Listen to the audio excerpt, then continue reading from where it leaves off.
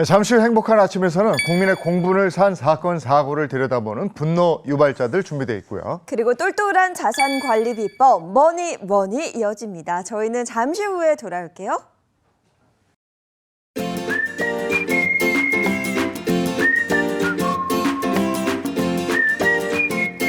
안녕하십니까. 행복한 아침 이재용입니다. 안녕하세요. 장예인입니다. 오늘은 8월 13일 화요일이고요.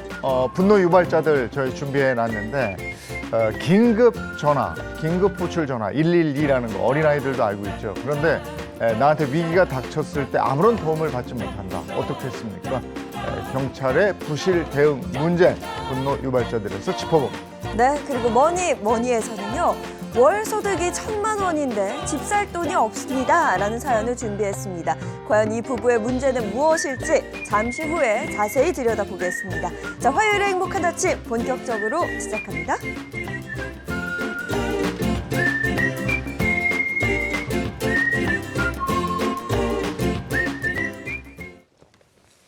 화제 이슈를 발빠르게 전해드리는 모닝 브리핑 순서입니다. 이고은 변호사와 함께합니다. 어서 오세요. 안녕하세요. 첫 번째 이슈부터 전해주시죠. 네, 최근 36주 된 태아를 낙태한 브이로그를 올려서 논란이 됐던 유튜버가 있었습니다. 이 영상이 진짜냐 가짜냐를 두고 갑론을박까지 벌어졌는데요. 경찰 관계자는 어제 정례 이 기자 간담회를 통해서 영상을 게시한 유튜버와 수술한 병원 원장 피의자로 입건했다라고 밝혔습니다. 사실 처음 영상이 올라왔을 때만 해도요. 이거 조작 영상이다. 그러니까 뭐 가짜다라는 의혹이 굉장히 많았는데 이게 충격적인 게 사실로 밝혀졌다는 거죠? 그렇습니다. 사실이었습니다. 말씀 주신 대로 일부 누리꾼들은 아니 배가 저렇게까지 나왔는데 임신 사실을 몰랐다는 게 말이 되냐 이런 주장도 있었고요. 또 수술 전후 영상에 수술 자국이나 튼살이 이제 배 위에 없다라는 이유로 이 영상은 조작된 영상이다 이렇게 주장하시는 분들도 있었습니다. 36주 태아 같은 경우에는 당장 태어나더라도 이 독립호흡이 가능한 상태이기 때문에 보건복지부에서는 살인 혐의로 수사를 의뢰한 상황인데요. 2차례 정도 경찰이 조사한 결과 지방에 거주 중인 해당 유튜버는 자신이 낙태한 사실을 시인을 했습니다. 그리고 수도권 병원에서 수술을 받은 것으로 확인이 됐는데요. 또 영상을 압수해서 경찰이 분석해 보니 이 영상 조작한 흔적은 없었습니다. 해당 유튜버와 수술해준 의사 피의자가 됐습니다. 그럼 어떤 처벌을 받게 됩니까? 아시는 것처럼 이 낙태에 대한 처벌 규정 현재는 전무한 상태입니다. 따라서 보건복지부에서는 이 두 사람에 대해서 살인 혐의로 이 수사를 의뢰한 상황인데요. 따라서 현 시점에서 경찰은 이 두 피의자에 대해서 죄명을 살인으로 적용해서 수사를 벌이고 있습니다. 현재 의료기록부 상에는 이 A 씨가 사산한 것으로 적혀 있다라고 하는데요. 서울청 관계자는 전문적인 의료 감정을 거쳐서 태아가 정확히 몇 주였는지, 낙태인지, 살인인지 혹은 사산인지 이 부분에 대해서 확인해야 된다 이렇게 밝히기도 했습니다. 또 현재까지 입건된 사람은 이 유튜버와 해당 병원 원장 2명뿐이지만 수사를 계속 진척하다 보면 이제 공범 등 피의자의 입건 범위가 더 넓어질 수 있다 이렇게 경찰은 밝히기도 했습니다.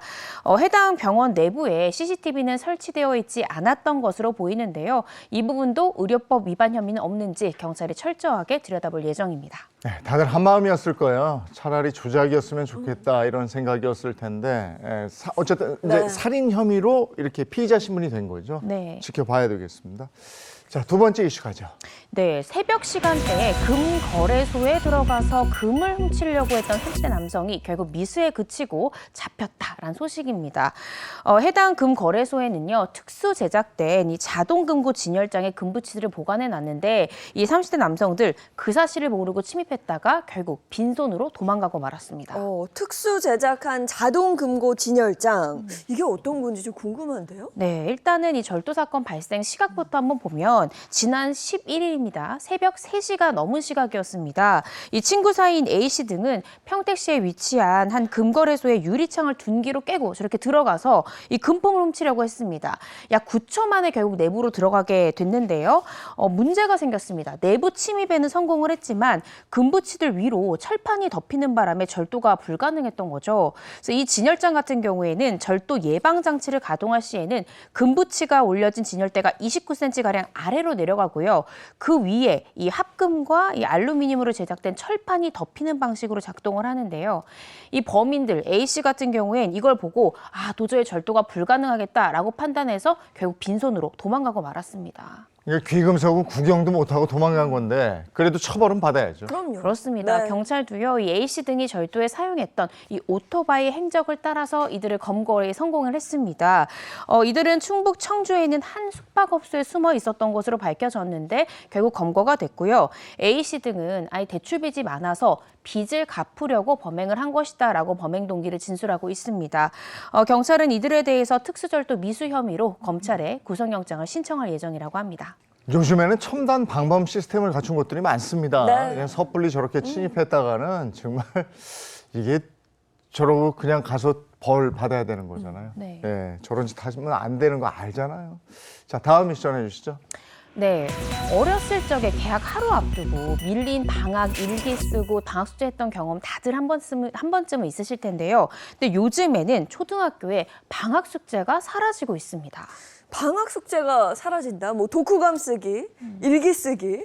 이거 당연히 했던 거거든요. 네, 저희 아들도 초등학교 1학년인데 방학 숙제가 없습니다. 오. 대표적인 방학 숙제 저도 기억나는 게 일기 쓰기가 굉장히 대표적인 것 같은데요. 하지만 요즘에는 일기 쓰기 같은 경우에 학생들의 사생활을 침해할 수 있다라는 이유로 학교에서 권장되고 있지가 않습니다. 네. 그리고 심지어 독후감 쓰기 같은 경우에도 그 내용을 쓰는 게 아니라 책을 읽은 날짜를 표시하는 독서 달력 이렇게 요구를 한다든지 그림을 그리는 방식으로 굉장히 다양한 형식을 취하고 있는데요. 방학 숙제 대신에 아예 학생들한테 학생들의 버킷리스트를 학교 숙제로 내는 그런 학교까지 있다고 합니다. 이게 쓰기, 그러니까 말하기, 읽기, 쓰기잖아요. 네. 이게 쓰는 거 굉장히 중요한데 그런 숙제를 안 내주는구나. 그리고 방학 숙제가 사라진 이유가 뭐예요? 아무래도 요즘 학생들이 이전 학생들에 비해서 방학을 보내는 방식이 크게 달라졌기 때문이라고 하는데요. 한 교사에 따르면 요즘 학생들이 방학에는 제주도나 아니면 외국으로 한 달 살기를 가는 학생들도 굉장히 많이 늘었다고 하고요. 또 대부분 방학 중에도 학원을 다니다 보니까 방학 때라도 좀 가족들이랑 많은 시간을 보내라라는 취지로 방학 숙제가 없어지고 있는 추세라고 합니다. 또 학부모님들의 이 민원이 걱정돼서 숙제를 안 낸다 이렇게 이야기하는 교사들도 있는데요. 방학 때까지 이른바 학생들 요즘 학원 뺑뺑이 많이 다니잖아요. 네. 여기다 방학 숙제까지 내주면 학부모들이 민원이 빗발친다라는 겁니다. 이렇게 과거보다 방학 숙제가 좀 간소화가 되면서 학생들의 생활 리듬이 좀 망가지고 또 학습 격차가 커질 수 있다 이런 우려까지 나오고 있습니다. 네, 학원 많이 다니라고 방학 숙제 안 내주고 이건 뭐 하는 건지 모르겠는데 네. 한쪽에서는 방학 때 아이들이 더 바쁘고 한쪽에서는 다른 할 일이 없어서 스마트폰 보고 참 이런 것도 양극화잖아요. 네. 자, 다음 이슈 전해주시죠. 네, 내일인 14일부터 이틀간 전국 택배업체들이 배송을 하지 않는다라는 소식입니다. 택배 종사자들의 휴식을 보장하기 위해서 이 택배 쉬는 날이 만들어졌기 때문인데요. 따라서 급한 택배를 받으셔야 되는 분들, 또 신성식품을 주문하시는 분들 이 부분 꼭 기억하셔야 될 것 같습니다. 네, 그럼 내일부터 이틀간 전국의 모든 택배 그 서비스가 중단된다는 건가요? 전국의 모든 택배 서비스는 아닙니다. CJ 대한통운, 한진, 또 이 롯데글로벌 로지스, 우체국, 로젠택배 등만 오는 14일부터 이틀간 택배 업무가 중단이 되는데요. 이들 업체는 오늘과 내일 이틀간 이 부패 우려가 있는 신선식품 택배 접수를 제한하고요. 오늘부터 17일까지는 배달 지연이 발생할 수 있다라는 공지사항을 내놓은 상황입니다. 다만 이 자체 배송망을 갖추고 있는 쿠팡, SSG닷컴, 컬리 등과 이 GS25, CU 편의점 등의 이 자체 배송망을 이용하는 이 반값 택배는 평소대로 그대로 택배가 진행되게 됩니다. 네, 택배 종사자들의 휴식을 보장하기 위해서 이 택배 쉬는 날 2020년부터 시작이 된 거죠? 그렇습니다. 정확한 일자 말씀드리면 2020년 8월 14일부터 이 택배업계와 고용노동부에서는 이 택배 노동자들의 쉬는 이 휴식권을 보장하기 위해서 매년 이런 날을 정례화하는 내용을 담은 이 공동선언문을 발표했는데요. 이 택배 기사들이 연중 휴가와는 별개로 혹서기 휴식, 또 이 추석, 성수기를 앞둔 재충전, 또 이 가족들과 함께 여름 휴가를 즐기고 싶다라는 니즈와 정부의 권고 등이 고려됐다고 합니다. 이 공동선언문 같은 경우에는 이는 업계의 자발적인 합의이기 때문에 법적인 구속력은 없습니다. 그렇지만 주요 택배사들 매년 이 근로자들을 위해서 이 부분 지켜오고 있습니다. 네, 미리 날짜 잘 체크하셔서 우리 택배 종사자들도 좀 쉬게 해 주시자고요. 자, 여기까지 하겠습니다. 이고은 변호사와 함께했습니다. 고맙습니다. 고맙습니다.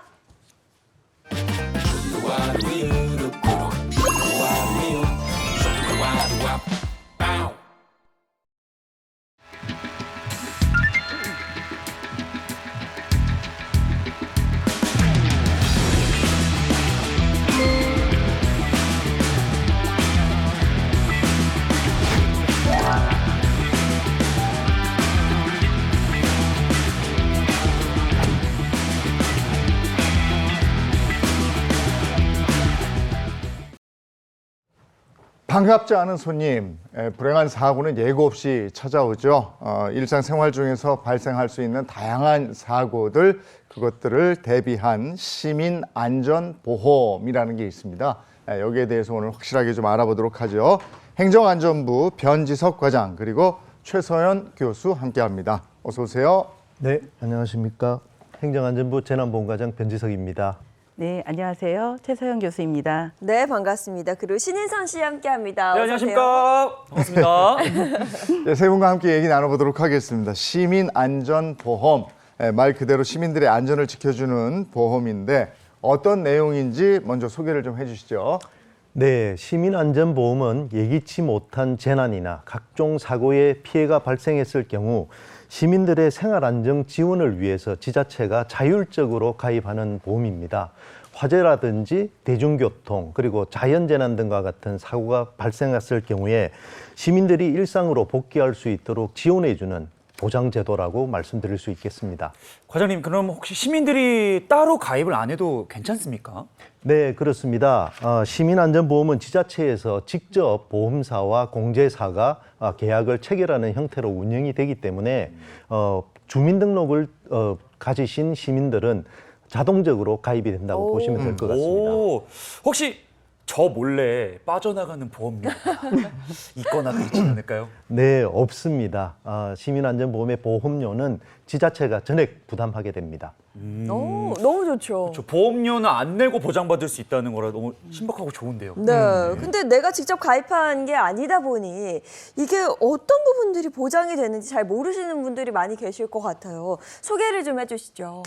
네, 시민안전보험은 지자체에서 개별적으로 가입을 하고 있어서 보장 항목과 보상 금액이 차이가 있습니다. 현재 시민안전보험에서 보장하고 있는 보장 항목은 총 37개 정도의 보장 항목이 있는데요. 주요 보장 항목으로는 자연재난, 사회재난, 사망, 후유장애, 그리고 대중교통 이용 시 사고로 인한 사망과 후유장애 등이 있습니다. 이 외에도 지자체별 특성이 있어서요. 물놀이가 많은 지역의 경우에는 익사사고 보장을 하는 보장 항목, 그리고 농어촌 지역은 농기계 사고가 많이 있습니다. 농기계 사고, 야생동물 피해 보장 관련 보장 항목 등 네. 보장 항목 차이가 있으니까 반드시 우리 지역에 어떤 보장 항목을 가지고 있는지 확인이 꼭 필요하실 것 같습니다. 네, 시민안전보험의 보장 항목 그리고 보상 금액에 대한 자세한 내용 재난보험24 누리집이나 국민재난안전포털에서 확인할 수 있다고 합니다. 잘 알고 있어야 또 혜택을 볼 수 있는 거 아니겠습니까? 예, 맞습니다. 시민안전보험은 신청을 하셔야 받을 수 있습니다. 만약 예전에 몰라서 혜택을 받지 못했다 하더라도 3년 이내에 보상을 받을 수 있으니 늦었다 생각하지 마시고 한번 확인해 보시면 좋겠습니다. 근데 자, 시민의 입장에서 초면에 좀 죄송하지만 이 얼마나 보장받을 수 있을지 그게 저는 좀 궁금하거든요. 중요한 부분이에요. 네. 네, 보장 항목 꼭 확인하셔야 합니다. 지자체별로 보장 항목과 보험 금액이 조금씩 차이가 있습니다. 최대 3천만 원까지 받으실 수 있는데요. 서울시가 가입한 시민안전보험 예를 들어 설명을 드리면 자연재난, 사회재난, 그리고 화재 폭발 붕괴와 대중교통 이용 시 사고가 났을 때 사망 및 후유장애 시에는 최대 2천만 원까지 보장을 받으실 수 있고요. 그 외에도 스쿨존이나 실버존에서 교통사고를 당하셨으면 최대 1,000만 원까지 보상을 받으실 수 있습니다. 그 일상생활 속에서 벌어질 수 있는 사고라고 말씀하시니까 지금 딱 떠오르는 게 폭염이 굉장히 오래 지속이 되고 있잖아요. 열사병 문제 있을 것 같고요. 네. 요즘 뭐 냉방기기 사용 많이 하니까 뭐 전기나 뭐 화재 사고도 맞아요. 많이 네. 발생하거든요. 네. 예, 맞습니다. 온열질환은 무더위에 이제 장시간 노출됐을 때 발생할 수 있는 급성 질환입니다. 잘 아시는 것처럼 열사병, 열발진, 열허탈, 열부종, 그다음에 일광화상 등이 대표적인 온열 질환의 하나라고 볼 수 있겠습니다. 온열 환자의 경우 연 1,500명 정도 넘게 이제 발생하는 것으로 보고되고 있는데요. 특히 올 여름은 벌써 20명이나 넘게 와. 온열과 관련돼서 사망자가 발생한 것으로 나타나고 있습니다. 생명을 잃을 정도로 위험한 질환이기 때문에 조심하셔야지 될 것입니다. 아니 그럼 이런 경우에도 시민안전보험 혜택을 받을 수가 있는 겁니까? 네, 우선 내 주소지에 시민안전보험에 온열질환 진단비 보장 항목이 있는지 꼭 확인하셔야 되고요. 보장 항목이 가입되어 있다면 진단비를 지급받으실 수 있습니다. 부산 수영구 같은 경우에는 온열질환 시에 최초 1회에 한해서 10만 원을 진단비로 받으실 수 있고요. 서울시 같은 경우에는 일사병, 열사병, 자연재해로 인한 사망이기 때문에 최대 2천만 원까지 보장을 받으실 수 있고 후유장애 시에는 500만 원까지 보상을 받으실 수 있습니다. 이게 더운 여름철에 저도 이제 얼마 전에 휴가를 좀 다녀왔습니다만 물놀이 사고도 있고 물놀이 빠질 수가 없거든요. 예, 맞습니다. 그 행정안전부 자료에 따르면 2018년부터 2022년까지 최근 5년간 여름철에 발생한 물놀이 안전사고의 사망자는 총 136명이었습니다. 이 중 절반인 50%가 8월에 집중적으로 발생하고 있습니다. 현재 60여 개의 지자체에서 물놀이 사고하고 익사 사고에 대한 보장 항목을 가입하고 있습니다. 그래서 대전광역시의 경우에는 물놀이 사망 사고와 관련돼서 2천만 원을 보장하는 보험에 가입되어져 있는데요. 단 15세 미만에게는 이제 보험금이 지급되지 않고 있기 때문에 관련 내용을 확인하시고 알아보시고 청구하시면 좋겠습니다. 그런데 과장님, 그 개인적으로 가입해둔 뭐 생명보험이나 실비보험도 있거든요. 이게 중복 지급이 가능한지가 전 좀 궁금해서요. 네, 가능합니다. 시민안전보험은 개인이 가입한 생명보험이나 실비보험 상관없이 중복으로 보상이 가능하고요. 그리고 주소지의 시도와 시군구가 중복으로 가입이 돼 있더라도 중복으로 지급이 가능합니다. 여러분 주변에 계신 분들이 피해를 입었다면 시민안전보험을 꼭 기억하고 계셨다가 널리 알려주시면 감사하겠습니다. 네, 시민안전보험은 꼭 기억해뒀다가 필요한 순간에 현명하게 사용하시면 참 좋겠다 싶습니다. 네. 네. 나라에서 지원을 해주신 거니까 좀 더 믿고 제가 사용할 수 있을 것 같은데 믿음이 팍팍 가요. 앞으로 잘 이용해 보도록 하겠습니다. 네, 자 지금까지 변지석 과장 그리고 최서연 교수와 함께했습니다. 두 분 고맙습니다. 고맙습니다. 감사합니다.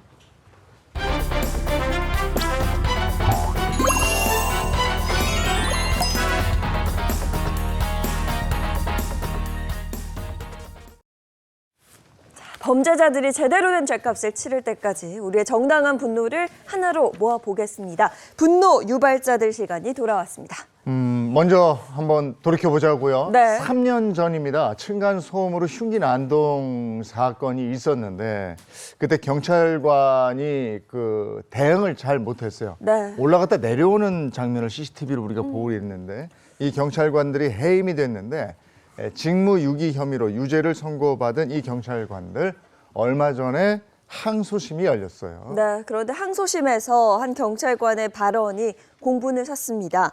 흉기 난동에 부실 대응을 한 책임을 묻자 그럼 우리가 대신 찔렸어야 했느냐 뭐 이런 이야기를 했다고 합니다.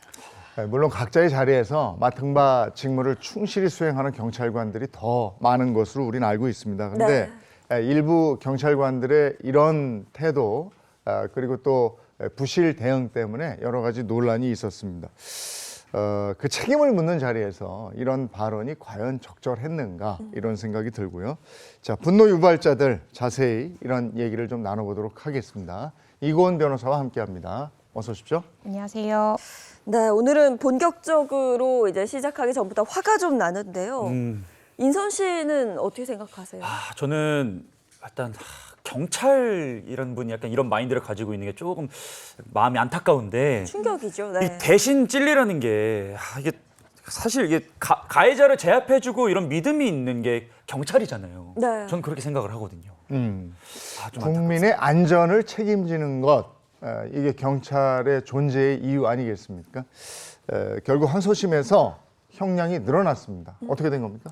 네, 이 사건 같은 경우에 두 경찰관 직무유기 혐의로 재판을 받았고요. 1심에서는 징역 1년에 집행유예 2년이 선고가 됐습니다. 근데 이 직무유기죄 자체 법정형이 1년 이하의 징역형이기 때문에 사실은 징역형 자체는 최대치가 나온 게 맞는데요. 그런데 이 지난달 25일에 열린 항소심 선고 공판에서 이 두 경찰관의 선고 형량 원심이 파기되고 2심에서 더 늘어났습니다. 징역 1년에 집행유예 3년으로 집행유예 기간도 늘어났고요. 뿐만 아니라 이 사회봉사 명령 시간도 더 늘어났는데요.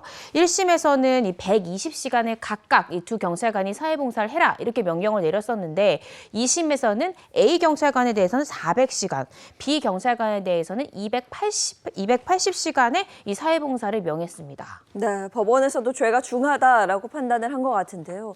일부 경찰관의 그 안일한 태도로 인해서 국민들의 소중한 생명이 위협받았습니다. 오늘의 분노 유발자 공개합니다.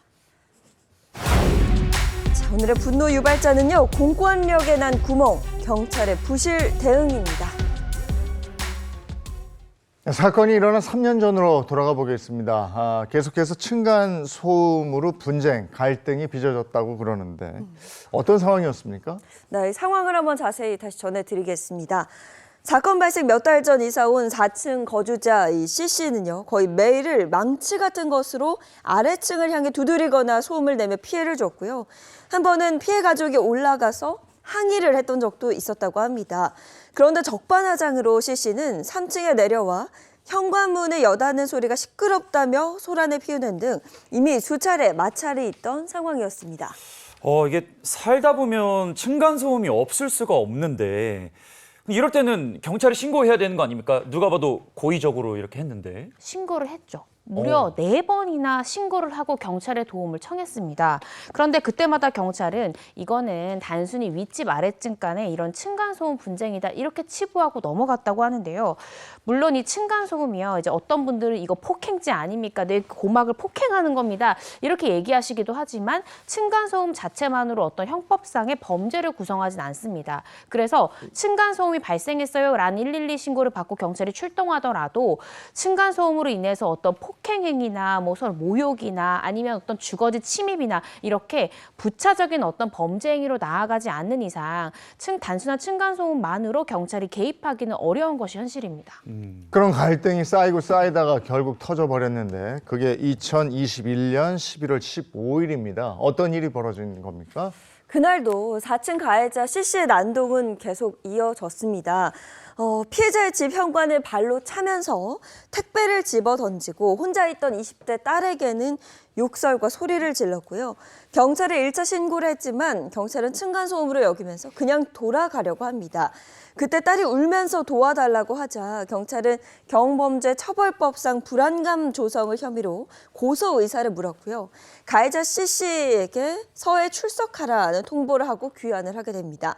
그런데 이 앙심을 품은 C씨, 몇 시간 뒤 다시 3층에 내려와 난동을 부린 겁니다. 와, 이거 진짜 너무 공포스러웠을 것 같은데 수차례 신고를 했음에도 불구하고 계속 난동을 하면 이 가해자를 어떻게 강제할 수 있는 방법도 없는 거잖아요. 그러니까 사실 처음에 1차 신고를 받고 경찰이 출동했을 때는 단순히 이제 층간소음 상황이다 이렇게 생각을 해서 사안만으로는 어떤 형식적으로 형사처벌하기 좀 어려운 상황이었습니다. 그래서 이 가해자 C씨를 긴급 체포한다든지 현행범인으로 체포하기에는 조금 사안이 부족한 그런 상황이었는데요. 근데 결국 2차 신고 후에 상황을 좀 한번 보셔야 될 것 같습니다. 네. 이 경력 19년 차 경위 1명, 그리고 1년 미만의 순경 1명이 2차 신고를 받고 출동을 했습니다. 이들은 3단봉과 실탄, 권총, 또 이 테이저건으로 무장한 상태였는데요. 그런데 현장에 파견된 2명의 경찰관 중 1명은 가해자가 이제 들을 수 있다라는 이유로 피해 일가 중에 남편만을 데리고 1층 현관으로 내려가서 어떤 내용으로 고소를 할 수 있는지 고소 관련 대화를 나눴고요. 이 피해 일가 중에 부인과 딸 같은 경우에는 상층 집 앞에서 여경과 함께 대기를 하고 있는 상황이었습니다. 그러던 중에 3층에서 비명 소리가 났고요. 오. 이에 깜짝 놀란 남편과 경위 황급히 3층으로 뛰어 올라가게 됩니다. 네, 정말 끔찍한 상황이었습니다. 긴급했던 당시 CCTV 영상을 다시 한번 보겠습니다. 자, 남성들이 내려가자마자 흉기를 들고 내려온 가해자 C씨가 부인을 흉기로 찔렀습니다. 지금 일단 내려가고, 네, 당시 테이저건으로 무장하고 있던 여경은 그 광경을 보고 내려오네. 선임이 있던 아래층으로 네. 내려가 상황을 설명하죠. 그런데요. 보시는 것처럼 두 경찰관은 위로 올라가는 것이 아닌 아래로 내려가 버리고요. 남편 혼자 사건이 발생한 3층으로 올라갑니다. 이후 현관문 밖에서 우왕좌왕하던 두 경찰관은 수분이 지나서야 3단봉과 테이저건을 들고 다시 진입하려고 하는데요. 그마저도 공동 현관문이 잠긴 상태라 바로 진입하지 못했고요. 다시 열린 현관문으로 보시는 것처럼 들어간 건 피해자가 흉기에 찔리고 3분이 지난 후였습니다. 저게 그때 뉴스에 고스란히 나와가지고 보는 사람들마다 정말 황당하다. 어떻게 저렇게 대처를 하느냐. 네. 아, 저게 저 경찰관의 대응이 맞느냐 이런 생각을 했어요. 1분 1초가 급박한 상황에서 경찰관 2명이 계단 아래로 내려가는 내려갔죠. 모습이었고 네. 현관 밖으로 나와서 우왕좌왕 하다가 현관문 열리고 현관문도 경비분이 와서 열어준 것 같은데 네. 그리고서 다시 올라가요. 이게 머리가 띵했어요. 저거 보면. 처음엔 무기를 챙기러 내려가시는 줄 알았는데 네. 그리고 문이 닫혔어도 저는 멍하니 있지 않고 차를 유리를 깨서 들어가든지 이런 그 조치를 취했을 것 같은데 이미 무장을 하고 출동한 상태였기도 하고 뭐 3단봉으로 제압을 하든 테이저건을 뭘 하든 조치가 있어야 되는 거 아, 아니었습니까? 그럼요. 근데 희한해. 비명소리가 삑 났고 그다음에 여경이 내려와요. 네. 예? 막 소리가 났으면 뭔가 대응을 거기서 해야 되는데 내려와. 내려와요. 그리고 남편하고 경찰이 또 올라가잖아요. 남자 경찰이 올라가고 그리고 나서는 그 남편분은 비무장이었을 거 아니에요. 그렇죠. 근데 그분은 안 내려오는데 경찰 두로 탁탁탁 내려간단 말이에요. 네. 아니 경찰을 대동하고 같이 갔는데 나만 남았어. 네. 야, 그 남편은 얼마나 절망적이었겠습니까? 특히 여경 같은 경우에는 3층에 누가 남았는지 알잖아요. 네. 피습을 당했던 아내가 있고 또 딸이 있었지 않습니까? 네. 그러면 이제 한 명이라도 살려야 된다는 생각을 뭐 경찰이 아니더라도 일반인이더라도 이 부분을 충분히 할 수 있고 딸에 대한 2차 공격이 들어올 수 있다. 이걸 충분히 알았을 것 같은데요. 말씀 주신 대로 이 경찰관 2명이 1층에서 우왕좌왕하던 사이에 이 가해자는 남은 딸에 대한 공격을 시작합니다. 이제 맨손으로 막 뛰어왔죠, 남편분이. 어떻게든 살려보려고 왔을 때 맨손이었습니다, 이 남편분은. 그래서 맨손으로 이 가해자를 제압하려다가 이 손에 큰 이제 상처를 입었고요. 뿐만 아니라 딸도 이 7cm 가량의 얼굴에 깊은 흉터가 남을 정도로 결국 피습을 당하고 말았습니다. 이 뒤늦게 두 경찰관이 현장에 도착해서 이미 기절한 가해자에게 테이저 사격을 하고 연행하면서 사건은 마무리가 됐습니다. 네, 결국 목에 치명적인 상처를 입었던 아내는요. 의식불명 상태에 빠졌다가 깨어났지만 1살 아이의 지능으로 살아가게 됐습니다. 그리고 딸과 같은 경우에는 그 앞서 말씀해 주셨듯이 얼굴에 7cm 가량의 아주 큰 상처를 입었다고 합니다. 네, 맨손으로 가해자를 직접 제압한 남편도 손 인대가 나갔고 이거 세 가족이 다 다쳤네요. 네, 그렇습니다. 같은 해 11월 30일에 징계위원회가 열렸습니다. 그리고 이 사건 당일 출동했던 두 경찰관 해임 처분을 받게 되는데요. 다른 일반 공무원과 달리 경찰관 같은 경우에는 해임이나 이 파면 처분을 받게 될 경우 다시 경찰을 할 수가 없습니다. 근데 이 두 경찰관은 해임 처분에 불복을 해서요. 해임 불복 소청을 제기했지만 기각이 되고요. 여기서 멈춘 게 아니라 또다시 해임 처분 취소소송까지 합니다. 그런데 해임 처분 취소소송 결국 기각이 되고 말았습니다. 그래서 이런 부분들 모르겠습니다. 이걸 지켜보는 국민들이 저 CCTV를 보셨을 거 아니에요? 근데 이 해임 처분을 받아들이지 못하고 계속 소송을 제기하는 것까지 언론에 공개됐을 때 국민들이 경찰을 어떻게 바라볼지 한번 좀 생각해 보셨으면 좋겠습니다. 물론 1차적인 잘못, 가장 큰 잘못은 가해자죠. 가해자죠. 근데 저 시간이 있었단 말이에요. 출동을 했고 그걸 제압할 수 있는 시간이 있었는데 저렇게 무능하게 대처했단 말이에요. 그래서 한 가정이 파탄이 난 거 아니에요? 네. 네, 무능하게 대처한 건지 아니면 본인도 어떤 신변의 위협을 느껴서 그렇게 했던 건지 저는 솔직히 이 부분을 잘 모르겠습니다. 이 검찰에서는 이 살인 혐의를 저질렀던 가해자에 대해서 징역 30년을 구형했지만 최종적으로는 이 가해자에 대해서 징역 22년형이 선고됐고요. 담당 경찰관들 같은 경우에는 징역 1년에 집행유예 2년이 선고됐잖아요. 그런데 이 피해자 가족 측에서는 두 경찰이 실형을 피한 것에 대해서 많은 불만을 호소했습니다. 그래서 2심에서는 결국 경찰 측에서 제가 패소했다고 말씀을 드렸고 형량 자체도 징역 1년에 집행유예 3년으로 이 집행유예 기간이 크게 늘어났습니다. 그런데 또 한 차례 논란이 됐던 것이 항소심 재판에서 이 두 경찰이 했던 발언입니다. 뭐라고 이야기했냐면 그러면 피해자 대신에 우리가 흉기에 찔렸어야 됐냐? 라는 식으로 발언을 해서 다시 한 번 더 국민들의 공분을 샀던 그런 사건이었습니다. 근데 이게 진짜 말이 안 되는 게 찔렸어야 했다는 표현이 아니잖아요. 경찰이니까 역할에 맞게 뭔가 지켜주고 보호해주고 이런 걸 바란 건데 어떻게 이런 얘기를 할 수 있었을까라는 생각까지 거기서 어떻게 듭니다. 이런 얘기를 합니까? 항소심 재판부가 형을 더 무겁게 내린 이유는 뭐예요? 지금 느끼시는 것과 동일한 이유겠죠. 항소심 재판부에서도 이제 경찰이 자신의 본분을 다하지 않았음에도 불구하고 이런 발언을 했다는 자체가 피고인들이 진정한 반성을 하고 있지 않다라고 봤기 때문에 집행유예 기간도 늘리고요. 또 사회봉사 명령 시간 늘렸다는 것도 결국 경찰이라 하면 사회에 봉사하는 사람이라는 의미를 좀 더 강조한 것이 아닌가라는 생각이 듭니다. 그래서 이 부분에 대해서 또 한 가지 좀 안타까운 부분이 전 경위가 항소심 결과에 또 불복해가지고 결국 최근 변호인을 통해 인천지법에 이 대법원으로 하는 상고장을 제출했다라고 합니다.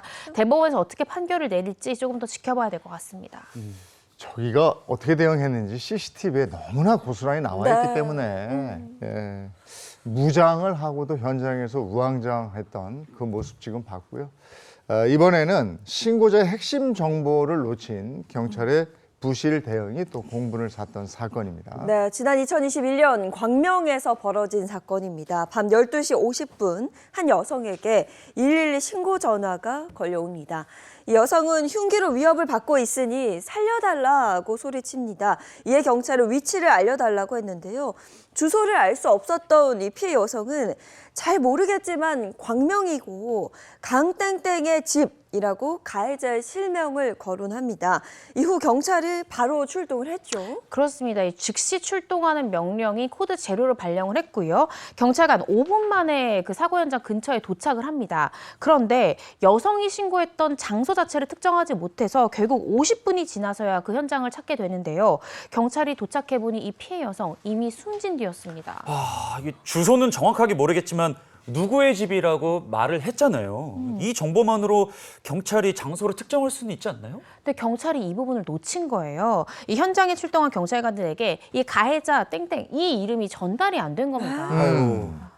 그래서 이 당시 신고한 여성의 휴대전화, 이 GPS가 꺼져 있었던 탓에 이 상황실의 직원은 기지국가, 이 와이파이 위치를 통해서 얻은 이 장소의 위치를 전파했고요. 이 해당 범위에는 워낙 그 기지국이 넓기 때문에 660가구가 있었던 것으로 드러났습니다. 결국 이 기약 없는 탐문 수사를 벌이던 이 경찰은요, 이 다시 신고 전화 내용을 확인을 했고 여성의 위치가 강땡땡의 집이라는 사실을 뒤늦게 파악하게 됐습니다. 하지만 그때는 이미 신고가 된 지 38분이나 지난 후였습니다. 코드 제로를 발령하고 5분 만에 그 신고 장소 근처에 도착을 했어요. 네. 이때 제압했으면 끝났어, 그죠? 네. 그러면 살았을 거예요. 그러니까요. 그런데 네. 신고자 위치를 파악하지 못해가지고 38분이 지났고 가해자 이름이 누락된 걸 그때 안 거예요. 그래가지고 범인을 검거했을 때는 이미 그 신고 여성이 숨진 뒤였다는 거예요. 야, 어떻게 이런 일이 있을 수가 있습니까? 그러니까 물론 이제 5분 만에 출동한 지 5분 만에 검거를 했다 하더라도 물론 피해 여성이 사망했을 가능성도 있습니다. 그렇지만 1%의 생존 가능성이 있더라도 그걸 살려야 되는 게 경찰의 의무잖아요. 그런 점에서 경찰의 대처가 정말 아쉽다라고 생각이 드는 대목이고요. 이에 대해서 경찰 관계자 뭐라고 얘기했냐면 접수 요원과 지령 요원이 업무 미숙한 상태여서 급하게 상황을 전파하려다가 벌어진 일로 보인다라고 입장을 내놨고요. 감찰을 해서 엄중히 문책하겠다 이렇게 전했습니다. 근데 문제는 상황실뿐이 아니고요. 당시에 출동했던 경찰관 등의 태도를 보면 또 화가 나는데 네. CCTV 영상 한번 보시죠. 자, 당시 영상입니다. 경찰관들이 보시는 것처럼 현장에 도착을 하는데요. 수색을 벌이는데 뒷짐을 지고 있어요. 어우. 그 천천히 걸어가는 모습입니다. 신고를 받고 40분이 지난 후에도요. 다급한 기색은 전혀 보이지 않고요. 결국 신고 50분이 지난 후에야 피해 남성을 검거하는 그런 모습입니다. 코드 제로 상황이면 가장 긴박한 상황이잖아요. 근데 화면상으로 보면 제가 산책할 때 저렇게 걷거든요. 아니, 뒷짐을 지고 그냥 정말 산책하듯이 네. 천천히 걸어가요. 그러니까요. 이 신고 내용 자체가 살해 협박을 받고 있다는 다급한 여성의 신고였잖아요. 그런데 그 신고 내용 중에 가장 중요한 가해자 이름도 누락이 됐죠. 또 출동을 했는데 이렇게 여유로운 모습을 보였다? 정말 용납이 안 되는 장면이라고 생각이 듭니다. 그래서 이에 대해서 광명경찰서장은 사건 일주일 만에 유족을 찾아가서 사과를 했는데요. 당시 CCTV 논란에 대해서는 열심히 찾아다녔고 너무 힘들다 보니까 허리가 아파서 손을 짚은 거지 뒷짐을 진 것은 아니다. 이런 식으로 해명을 했다고 합니다. 이에 대해서 유족들 분통을 터뜨렸는데요. 이 당시 유족의 말을 한번 들어보시죠. 그런 사람들이 경찰을 하고 있다는 게 너무 화가 나요. 그런 사람들 때문에 다른 선한 경찰들이 같이 욕먹는 거고 시간을 지게 했으면 좋겠어요. 그렇죠. 급박한 현장에서도 침착해야 되겠죠. 근데 저게 침착한 모습으로 보이지가 않아요. 저건 그냥 골목에서 어슬렁 되는 모습으로 보이거든요. 해당 경찰관들은 뭐 징계를 받았을까요? 징계 처분에서 또 아쉬운 대목이 있습니다. 당시에 상황팀장 같은 경우엔 가장 가벼운 징계죠. 견책에 그쳤고요. 이 나머지 접수, 분석, 지령요원 등 3명은 불문경고 조치. 이 불문경고 조치는요, 경징계도 아닙니다. 그냥 앞으로 잘해라 라는 그냥 경고에 불과하다라는 점에서 징계 처분도 제대로 받지 않은 점이 과연 국민들이 납득할 수 있을까라는 생각이 듭니다. 네. 경찰이 조금만 발빠르게 움직였으면 막을 수 있었던 사건, 정말 아쉬운 사건이죠. 2017년으로 거슬러 갑니다. 이영학의 여중생 살해 사건. 네. 이건 너무나 큰 사건이었는데 희귀병을 앓으면서도 선행을 계속해서 주목받았던 어금니 아빠 이영학의 두 얼굴 네. 기억하실 겁니다. 정말 끔찍했던 사건입니다. 그는 2017년 9월 딸의 친구를 유인해 추행하고 살해 및 시신 유기를 한 혐의로 무기징역을 선고받았는데요. 하지만 여중생 실종 신고 후 살해되기까지 12시간이라는 시간 동안 이 경찰은 미흡한 초동 대응으로 일관했습니다. 네, 2017년 9월 30일 밤 11시 20분에 친구를 만나러 나간다면서 딸 A양이 돌아오지 않았다라는 신고가 접수가 됐습니다. 그래서 경찰에 이제 A양 어머니가 딸이 돌아오지 않으니까 신고를 했는데요. 당시 경찰은 우선 주변 사람들한테 연락 좀 해보세요 이러면서 좀 안일하게 대처를 했다라고 합니다.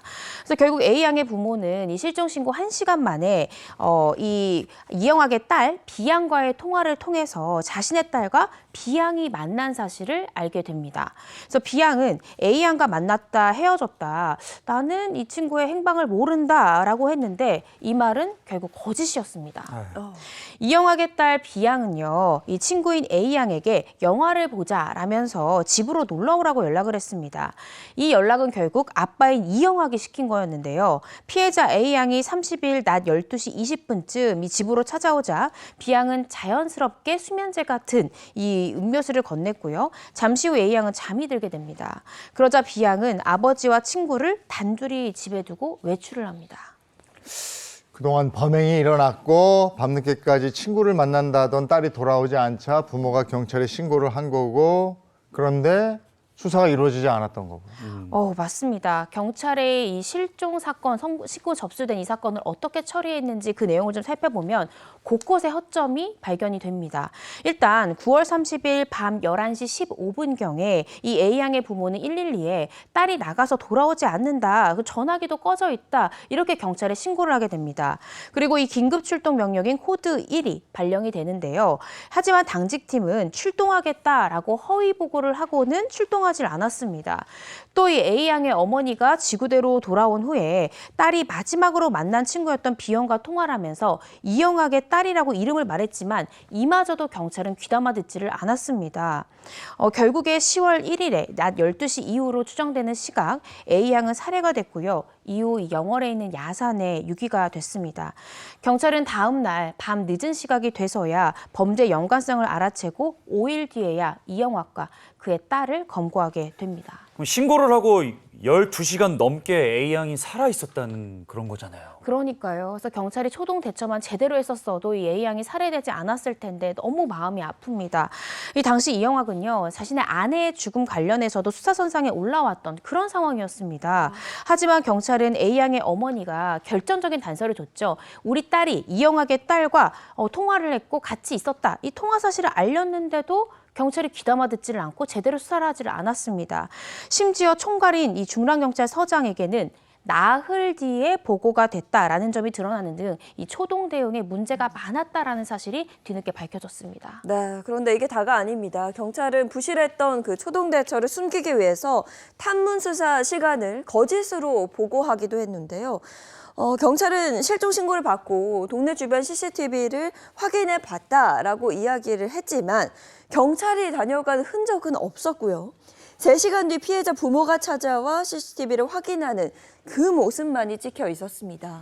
대처도 허술했지만 이거 거짓말까지 한 거 아니에요? 네. 예. 결국 경찰이 적극적으로 수사하지 않은 그 12시간 동안에 A양은 수면제를 먹고 잠든 상태에서 성추행을 당하다가 살해까지 당하는 그런 충격적인 일이 벌어지고 만 겁니다. 코드 1까지 발령을 했는데 경찰이 아예 출동조차 하지 않은 이런 경우가 있습니까? 정말로 저도 답답하고 정말 이런 일이 발생할 수 있을까 싶은데 그 부분을 좀 살펴보면요. 당시 출동 지시를 받은 순경 D씨는 출동 지시 무전에 알았다라고 대답을 해놓고는 아무런 조치를 취하지 않았습니다. 심지어 경위 E씨는 소파에 엎드려 자느라고 무전 내용을 듣지 못했다 이렇게 이야기를 했습니다. 이 부분은 정당한 이유 없이 순경들이 자신의 직무를 태만히한 것이기 때문에 형법상 분명한 직무유기죄에 해당이 됩니다. 네, 어린 여학생의 생명을 지켜야 했던 그런 상황이었는데요. 이거 너무 안일하게 대처한 게 아닌가 이런 생각이 좀 듭니다. 어떤 징계가 내려졌을까요? 네, 징계 처분은 됐습니다. 자체 이제 징계 조사 결과 이 초동 수사의 미흡함이 인정돼서요. 해당 경찰서장은 자리에서 물러났습니다. 또 이 관련 경찰관 8명은 징계위원회로 회부가 돼서 정직 등 이 징계 처분을 받게 됐는데요. 그 중에서 이 당시 당직을 서던 경위 이 씨 같은 경우에는 3개월 정직 처분에 불복해서 소송을 냈지만 결국 기각을 대겨야 됩니다. 그리고 또 법원은 A양 가족이 국가를 상대로 낸 손해배상 소송에서 국가가 1억 8천만 원을 지급하라 이렇게 판결을 내렸는데요. 당시 재판부에서는 초기에 이영학의 딸을 제대로 조사했다면 손쉽게 이 A양의 위치를 알아낼 수 있었을 텐데 이 경찰의 과실이 A양을 사망에 이르게 한 일정 부분의 책임이 있다라고 재판부는 인정을 했습니다. 다만 국가의 100%의 책임을 묻기는 어렵다라면서 그 책임 비율을 30%로 제한을 했는데요. 이렇게 되면 이 정부가 1억 8천만 원을 유족에게 일단은 지급을 하고 이후에 징계받았던 경찰관에게 구상권을 행사하게 됩니다. 얼마 전에 왜 일본도에 그 쓰러진 동네에서 네, 40대 남성 휴대폰을 보니까 112가 찍혀 있었는데 통화 버튼을 누르지 못했어요. 이렇게 위급한 상황이 닥치면 우리는 누구나 112에 신고를 하고 거기서 즉각 출동해서 나를 구조해 주길, 대응해 주길 기대합니다. 그런데 그렇지 않다면 좌절하고 더 이상 누가 112를 누르겠습니까? 네. 그런 생각이 오늘 드는 거예요. 물론 지금 현장에서도요, 묵묵하게 그 국민의 안전을 지키기 위해 열심히 노력하고 계신 경찰관 분들이 굉장히 많습니다. 근데 오늘 이 분노 유발자들 이야기를 쭉 나눠보니까요, 그럼에도 불구하고 분명히 달라져야 하는 부분은 있다는 생각이 좀 듭니다. 예, 우리 법에는 사적 제재를 허용하지 않잖아요. 공적인 제재가 제대로 돼야만 더 이상 사적 제재 논란이 없어질 거란 생각이 듭니다. 현재 112 신고가 들어오면 결국 신고를 받은 경찰이 자의적으로 코드 제로인지 원인지 투인지 이런 것들을 다 구분을 하게 됩니다. 이 자의적 판단 기준을 좀 더 세분화하고 정확하게 자의적 재량권의 범위를 좀 줄여야 되는 것이 아닌가라는 생각이 들고요. 만약에 현장 대처를 제대로 못할 경우 징계의 수위를 정말 해임까지 높여서 굉장히 무겁게 처벌을 해야만 이 부분이 다시 재범되지 않지 않을까라는 생각이 듭니다. 네, 분노 유발자들 오늘 여기까지 하겠습니다. 이고은 변호사와 함께했습니다. 고맙습니다. 고맙습니다.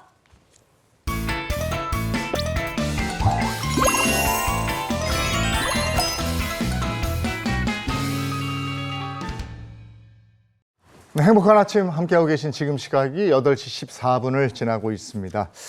이번에는 돈에 대한 다양한 얘기 나눠보죠. 머니 시간입니다. 네, 오늘 함께 살펴볼 오늘의 고민은요.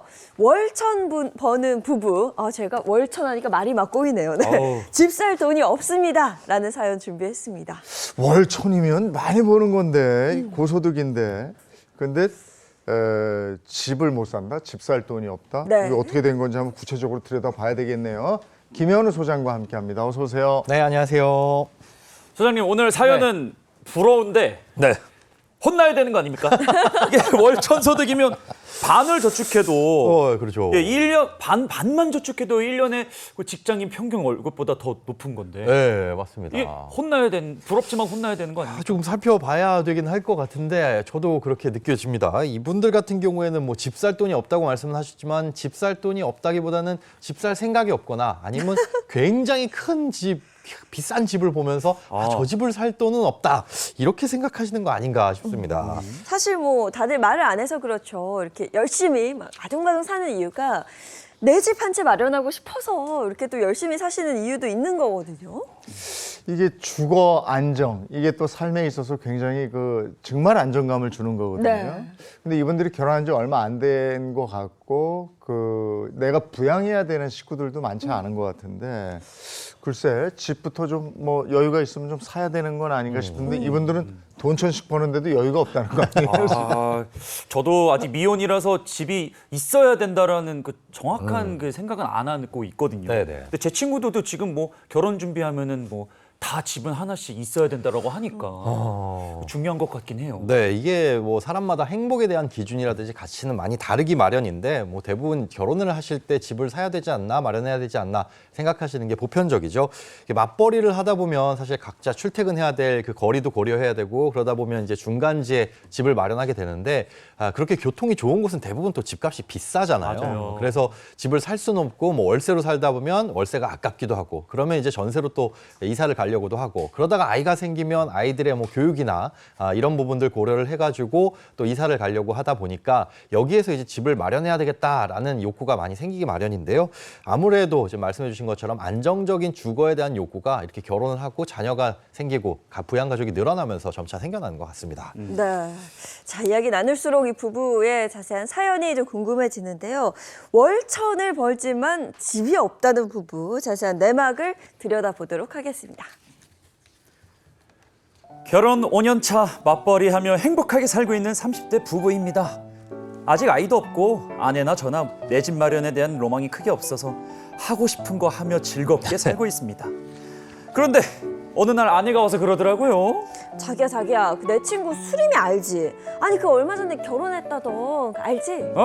아유, 그 말 잘하는 친구 알지? 맞아, 그 말 잘하는 친구. 어. 근데 새 아파트에 신혼살림 차렸다길래 그냥 그러려니 했거든? 근데 내가 갔는데 세상에 이거 무슨 모델하우스인 줄 알았잖아. 새 집이 모델하우스 안 같으면 그거 더 이상한 거 아니야? 아니, 뭐 냉장고. 살다 보면 다 똑같아져. 아니야. 그 냉장고도 식탁도 가게 그게 딱딱 맞고 그게 다 빌트인 알죠? 뭐 빌트인인데 빌트인. 공간 활용은 또 얼마나 좋은지 그 그릇 하나 냄비 하나 어디 밖으로 나온 게 하나도 없다니까? 내 말 좀 들어봐. 아까 얘기한 거는 안 듣고 있는 건가요? 여보세요? 그게 중요한 게 아니라니까요. 네. 저놈의 냉장고는 오늘따라 왜 이렇게 툭 튀야? 볼 때마다 진짜 스트레스야 진짜. 아니 갑자기 잘 살고 있는 집에 왜 그러는 거야? 불똥 왜 일로 튀어? 아니 자기야, 우리 언제까지 이렇게 이사 다니면서 이렇게 살아야 돼? 비싼 신혼가구 그거 사면 뭐해? 작년에 이사하느라 우리 가구 다 흠집나고 냉장고 장이랑 크기도 안 맞아서 저 툭 튀어나온 거 봐. 보기도 싫단 말이야. 왜 그래? 우리 결혼하면서 모토가 그거였잖아. 너새 젊어서 너새. 돈 깔고 앉아있지 말고 여행 다니면서 즐겁게 사는 게 우리 모토 아니었어요. 아니야, 내가 수리민을 보니까 있잖아. 그 지금이야 좋지만 언제까지 이렇게 살 수도 없겠다 뭐 그런 생각이 나 들더라고. 나도 집에 막 그 벽에 못도 막 박아도 되고 막 빌트인으로 수납도 완벽하게 되고. 아니 좋은 동네에서 여보 나 있잖아 그 이사 걱정 있지. 그거 안 하면서 좀 사는 게 소원이다 진짜. 요즘에 폭염이라 그런지 자기가 더위를 먹은 것 같습니다. 갑자기 안 하던 집 타령을 하시고 아니 뭐 집은 뭐 땅 파서 이렇게 삽니까? 아니 우리가 그 집이 없지 그 돈이 없어. 아니 월천 벌어서 그동안 안 먹고 그 뭐 했어 여보? 뭐라고요?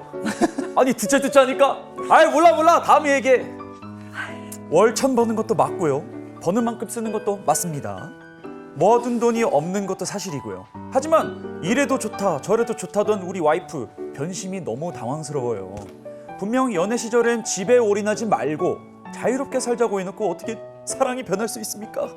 지금이라도 내 집 마련을 위해 스타트 할 수 있을까요, 소장님? 이게 세월이 결혼하고 좀 지난 거예요. 이게 20대하고 30대하고 안정의 느낌이 좀 다른데 네. 노세 젊어서 노세도 좋지만 이제 좀 안정적으로 살고 싶은 생각이 드는 거죠. 네, 그렇긴 하지만 분명히 합의하에 주택 구입을 하지 않고 살 수 있었다. 근데 갑자기 이렇게 나오면 좀 남편 입장에서 당황스러울 것 같고 그렇죠. 뭐 마지막에 돈 안 모으고 뭐 했냐는 너무 그렇죠. 너무하죠. 같이 썼는데. 네. 그렇죠. 조금 서운해하실 수도 있어요. 이 사연 들어보니까 이제 두 분 다 조금 입장이 있는 것 같은데 아예 처음에 결혼을 시작하실 때 주택을 구입하는 거에 대해서는 이제 합의를 하신 것 같아요. 안 하기로 합의를 하신 것 같고 그렇게 결혼 생활을 하시다가 보니까 이제 나중에 의견이 조금 크게 달라진 거죠. 남편분은 지금처럼 사는 것에 대한 만족도가 굉장히 높은데 그 반면에 아내분은 이제 주변 사람들이 사는 걸 보니까 이거 집을 사야 되는 거 아닌가 생각이 조금씩 바뀌기 시작한 거죠. 네, 그 사랑이 어떻게 변하니라고 하지만 뭐 사랑은 변하지 않아도 삶의 태도는 달라질 수 있는 부분이거든요. 어쨌든 뭐 남편분은 인선 씨처럼 착해요. 그럼요. 아내와 싸울 생각은 없어 보이고요. 뭔가 집을 나도 마련하고 싶다라는 생각까지는 하고 있는 것 같아요. 그러면 이제 건설적으로 생각을 해야죠. 네. 싸움은 그치고 건설적인 생각을 해야 되는데 문제는 그동안에 돈 천씩 버시면서 모아놓은 돈이 없다. 이게 문제 아니겠습니까? 걱정이 되긴 합니다. 네. 지금 이 부부 지금이라도 주택 구입에 도전을 해볼 수 있을지 한번 살펴보도록 하겠습니다. 한번 보여주세요. 자, 30대 부부고요. 사연에서 봤듯이 남편의 소득이 꽤 높습니다. 월 1,000만 원 정도 되고요. 아내도 월 250만 원의 소득이 있습니다. 부부 합산 1,250만 원 정도 되는 상황이죠. 그런데 보시면 이제 월 저축액이 300만 원이라고 하고요. 34평 아파트 월세 거주하고 있다고 합니다. 저 월세 부분이 비쌀 텐데 네. 거기다가 그냥 1,000만 원 버는 게 아니네요. 부부 합산 1,250만 원 정도를 버는데 저축을 300만 원 하면 거의 한 돈천 쓴다는 얘기인데. 그렇죠. 네. 야, 이게 뭐 적지 않은데. 예전에 소장님 저 같이 공부할 때 네. 아이가 없을 때는 월급의 60%를 저축해야 한다 이렇게 추천을 해주셨는데 이 집은 60%면은 반도 안 되고 있는데요?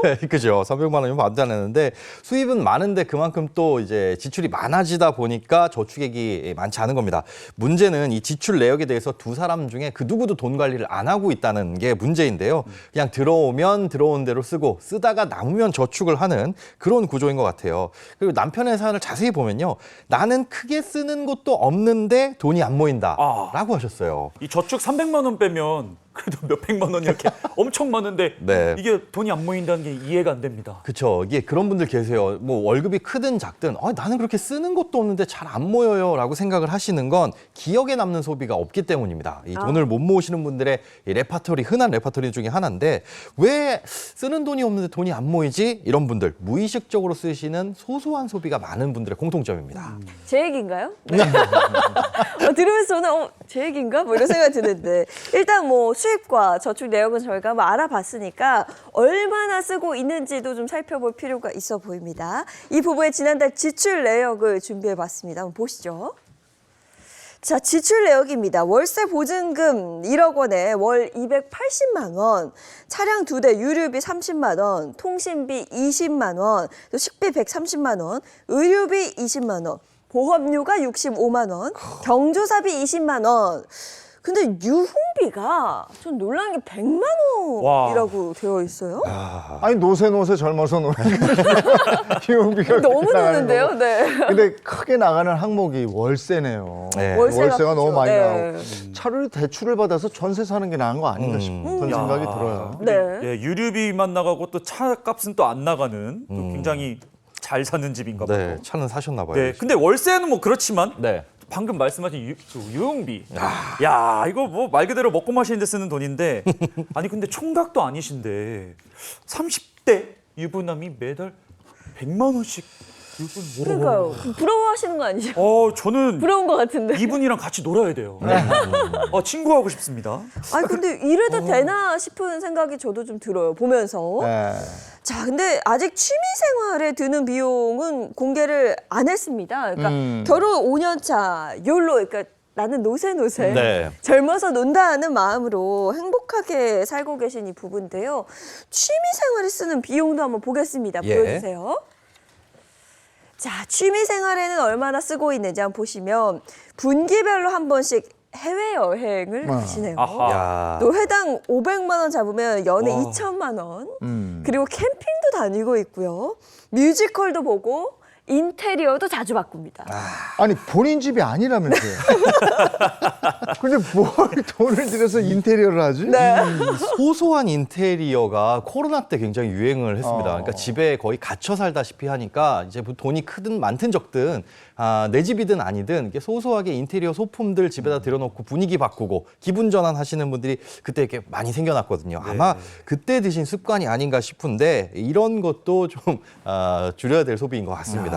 이거 고정 지출 아까 700이었거든요. 예. 월. 근데 취미 생활 플러스 하면 아까 총 월 1,250 이거는 좀 딱 이제 맞아 떨어지네요. 그렇죠. 예. 근데 이렇게 보니까 해외여행 탁 하고 유흥비도 있고 두 분이 참 멋지게 살았네요. 멋지긴 해요. 근데 네. 이렇게 다 쓰고 나면 정말 집 살 수 없죠. 네.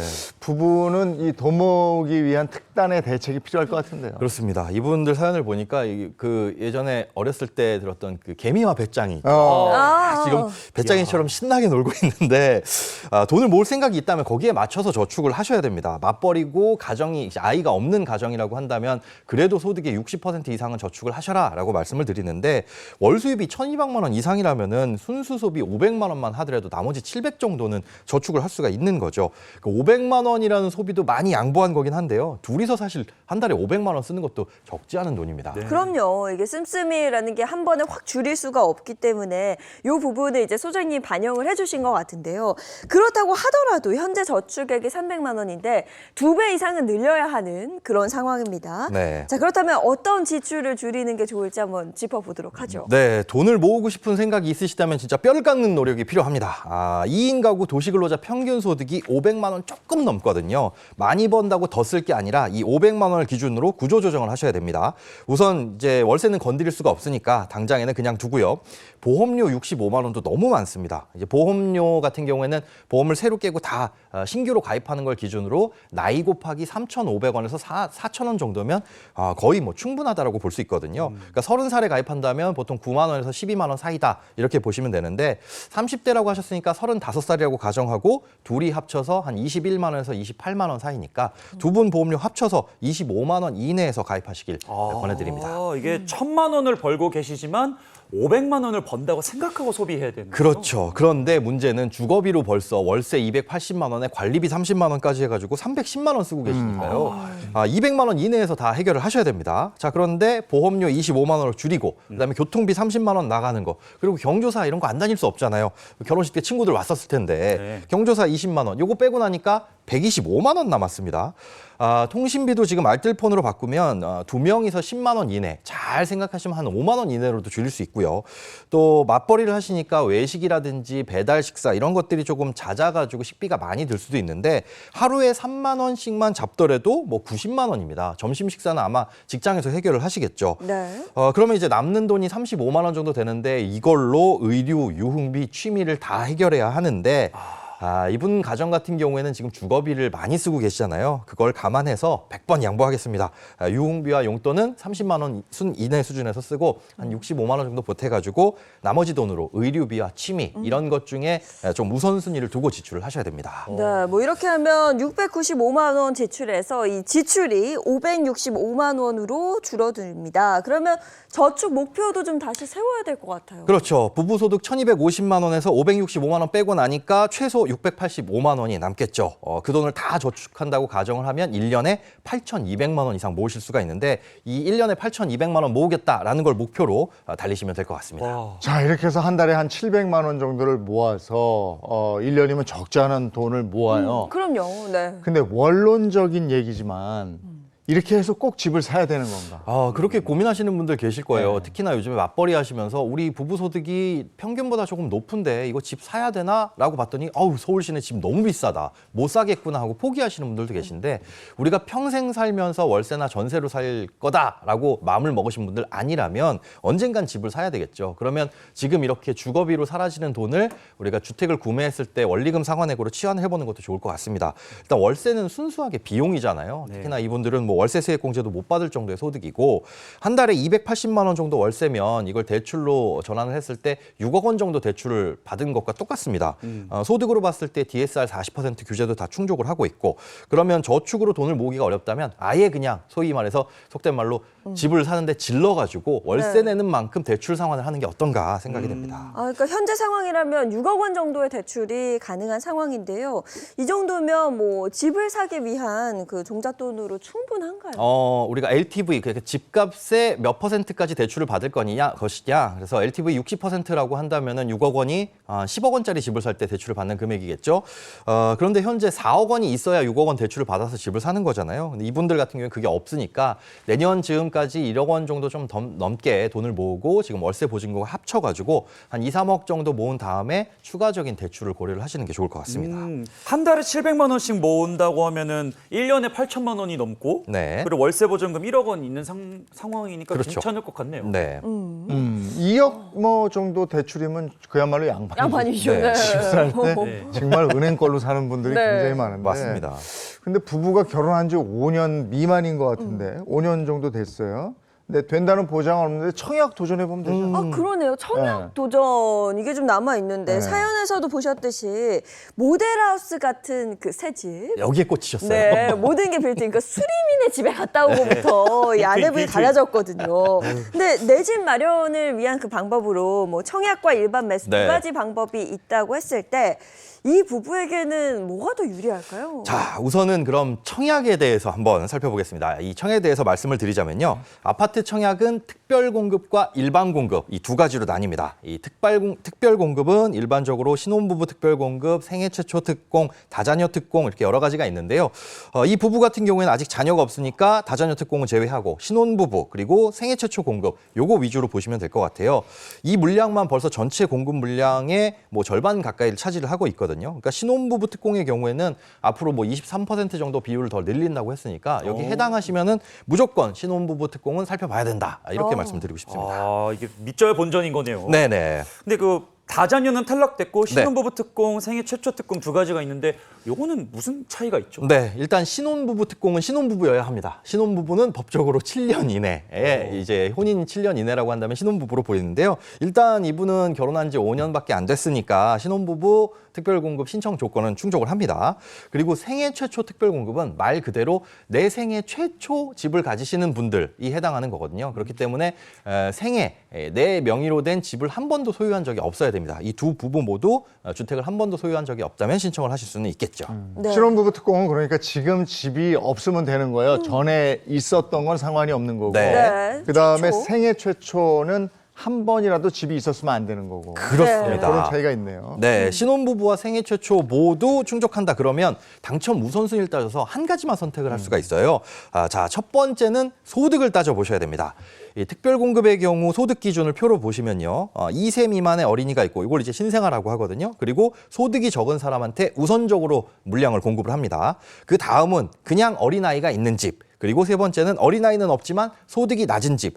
이렇게 우선적으로 공급하고 남는 물량이 있으면 그 외에 신혼부부들한테 공급을 하거든요. 그러니까 신생아도 있고 소득 요건도 충족하는 신혼부부들이 많다면은 나한테 돌아올 물량이 없는 거고 적다면 그때 나한테 돌아오는 물량이 있겠지만 사실상 그걸 기대하기는 좀 어렵습니다. 이분은 진짜 후순이네요. 그러니까요. 맞습니다. 아니 소장님 보니까 이 부부는 아이도 없고 소득도 높잖아요. 그럼 안 될 텐데. 그렇죠. 이분들 같은 경우에는 소득 기준 초과해서 특별공급 불가능하고 생애 최초도 마찬가지로 불가능하기 때문에 청약은 현실적으로 좀 어려울 것 같습니다. 그렇구나. 그냥 아내의 바람대로 모델하우스 같은 새 아파트는 어렵구나.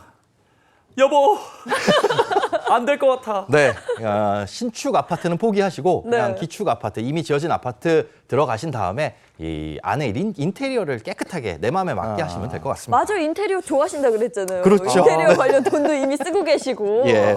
예쁘게 고치면 될 것 같은데. 돈 쓸 게 많습니다. 네. 근데 신혼부부 특별 공급이라는 것도 소득이 네. 많으면 문제가 되는 걸 몰랐네요.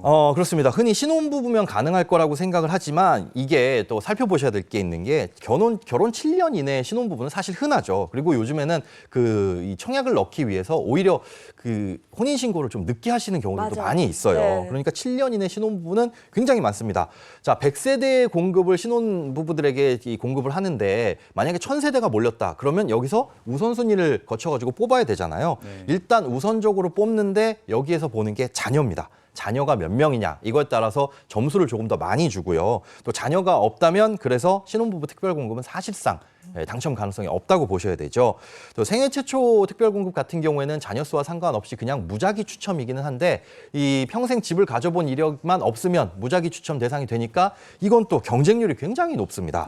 그러니까 특별공급이든 그냥 일반 공급이든 소득이나 자산 기준도 충족을 해야 되고 여기에 이렇게 세부적인 항목도 있다는 걸 꼭 살펴보시고 당첨 가능성이 없으면 빨리 포기하시는 게 좋습니다. 네. 그러니까 이 부부는 지금 무조건 돈 모으고 네. 그다음에 어느 정도의 돈을 마련한 다음에 대출 끼고 집을 사는 방법밖에 없겠네요. 네, 청약은 안 될 것 같아요. 자, 그러면 월천 부는 부부의 그 주택 마련 계획 세워봤으니까요. 소장님의 솔루션을 한번 정리해 보도록 하겠습니다. 자, 앞에서 설명을 했듯이 필요 없는 소비와 지출은 좀 줄일게요. 그리고 저축액을 최소 685만 원을 만듭니다. 그렇게 되면 1년에 8천만 원 이상 저축할 수 있는 상황이 생기죠. 자, 그리고 연습 삼아 5개월 남은 올 한 해 동안 3,500만 원을 모으는 것으로 습관 만들기를 좀 했으면 좋겠다라는 생각도 좀 들고요. 자, 그리고 대출을 받아서 8억 원 정도 주택을 사는 것도 추천을 합니다. 그럼 월 245만 원가량 상환한다는 거죠. 자, 그러면 새집 느낌이 나는 네. 내 집 마련에 성공할 수 있습니다. 맞습니다. 현재 월세 계약이 언제 끝나는지는 모르겠지만 월세 계약이 끝나는 시점에 맞춰서 돈 좀 더 모아야 되겠다라고 한다면 조금 싼 월세로 이사를 가셔서 돈을 더 모으는 것도 좋을 것 같습니다. 이 소득이 높기 때문에 금방 2, 3억 정도 모으는 거는 사실 일도 아니거든요. 이분들에게는.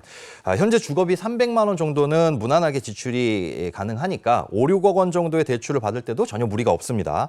8억짜리 집이라고 한다면은 30%인 2억 4천 먼저 모으고 나머지 5억 6천을 대출받는다고 가정을 했을 때 한 달에 245만 원가량 상환을 하는 거거든요. 그러니까 이분들은 8억 정도 집은 충분히 살 수 있는 수준이고 물론 현재 살고 있는 집, 보증금 1억에 월세 300만 원짜리 집과 비교를 했을 때 그 컨디션이 많이 낮아질 수는 있어요. 하지만 그런 집을, 좋은 집을 빌려 쓰지 않고 사서 쓰려면 지금은 조금 노력을 해야 된다라는 점과 다행히 노력하면 충분히 그런 집 사실 수도 있다라는 이 소득 기반을 갖추고 있다는 게 다행입니다. 네. 소장님 이렇게 집을 사고 나서 네. 나중에 노세 젊어서 노세 또 그리워지면 어떡합니까? 근데 또 금방 돈 모아서 또 노세노세 할 수 있을 것 같은데 집 먼저 사고 또 한 달에 245만 원이면 지금 월세로 280만 원은 나가니까 이거보다 이득이고 네. 괜찮은데요. 그리고 앞서 이제 결혼 5년 차, 그러니까 아이를 원하지 않는다 이런 말은 안 했기 예, 때문에 그렇습니다. 충분히 아이가 태어날 가능성이 있거든요. 아이가 태어나고 나면 이렇게 이사 다니는 것보다는 한 집에서 편하게 사는 게 훨씬 좋죠. 네. 이게 많이 번다고 많이 쓰면 결국 저축은 못 합니다. 그리고 노세 젊어서 노세 지금 못하면 지금 집 사느라 못하면 언제 해요? 라고 하는데 미래에도 현재처럼 벌 수 있다면 지금은 조금 노력해가지고 돈을 모아서 집을 사는데 또 자산을 모으는데 집중하시고 나중에 놀면 되는 거고요. 만약에 미래에는 지금보다 소득이 줄어들 것 같다라고 한다면 더더욱 지금 저축을 하셔야 되겠죠. 비슷한 고민을 하고 계신 분들이 있다면 소득에 맞춰가지고 지금 우리가 청약 가능성이 있는지 아니라고 한다면은 구축 아파트를 사셔가지고 소득 기준에 맞춰가지고 결정을 하시는 것도 좋은 방법일 것 같습니다. 네, 오늘 좋은 말씀 고맙습니다. 네, 고맙습니다. 고맙습니다. 자, 날씨 바로 보겠습니다. 마지연 기상캐스터 나와주세요. 네, 상암동입니다. 더워도 너무 덥습니다. 어제 경기 안성에서는 체감온도가 39도에 육박했는데요. 오늘도 어제만큼 덥겠습니다. 한낮에는 실내에 머무시기 바랍니다. 지금까지 서풍이 불었다면 바람의 방향이 고온건조한 동풍으로 바뀌었습니다. 습도는 조금 낮아지지만 볕은 오히려 더 뜨겁겠고요. 수도권 등 서쪽에 열기가 몰리겠습니다. 대부분 지역이 체감 35도 안팎을 보입니다. 오늘 서울의 낮 기온 35도 예상되고요. 청주는 36도까지 올라서 건강 잘 챙기셔야겠습니다. 네, 오늘 중부와 호남에는 소나기 예보도 있습니다. 양은 5에서 40mm 정도고요. 시간당 20mm씩 강하게 오는 곳도 있겠습니다. 말복인 내일도 내륙에 소나기가 오겠고요. 광복절인 목요일에는 하늘에 구름만 많겠습니다. 금요일까지 제주도에는 비 예보가 나와 있습니다. 네, 현재 일본 동쪽으로 태풍 6호와 7호가 지나고 있습니다. 우리나라에 직접적인 영향은 없겠는데요. 더운 바람을 불어넣으면서 폭염을 부추길 수 있겠습니다. 지금까지 날씨 전해드렸습니다. 이 계속 덥다는 얘기를 안 할 수가 없네요. 네, 거의 뭐 매일 덥다고 이야기를 하는 것 같은데요. 오늘도 뭐 전국적으로 폭염 계속됩니다. 이 더위에 건강 상하지 않도록 조심하시고요. 저희는 내일 아침 7시 30분에 돌아올게요. 행복한 아침, 행복한 하루 되십시오. 고맙습니다. 고맙습니다. 즐겨봐, 너의 세상. 플레이 더 넥스트 채널 A.